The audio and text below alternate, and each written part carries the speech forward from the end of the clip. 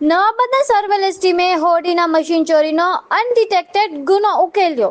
Navabandar marine police સ્ટેશનની surveillance ટીમે boat પિલાણુમાંથી મશીનની ચોરીના એક અનડિટેક્ટેડ ગુનાનો ભેદ ઉકેલવામાં સફળતા મેળવી છે.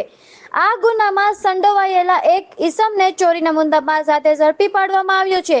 ગત તારીખ 3/12/2024ના રોજ નવાબંદરના મનસુખભાઈ ભગવાનભાઈ સોલંકીએ નવાબંદર મરીન પોલીસ સ્ટેશનમાં ફરિયાદ નોંધાવી હતી. તેમની ધ્રુવપ્રસાદ નામની પિલાણું હોડીમાંથી યામાહા કંપનીનું મશીન કોઈ અજાણ્યા ઈસમ દ્વારા ચોરી કરી લેવામાં આવ્યું હતું. આ અંગે નવાબંદર મરીન પોલીસ સ્ટેશનમાં BNS કલમ 303 મુજબ ગુનો દાખલ કરવામાં આવ્યો હતો.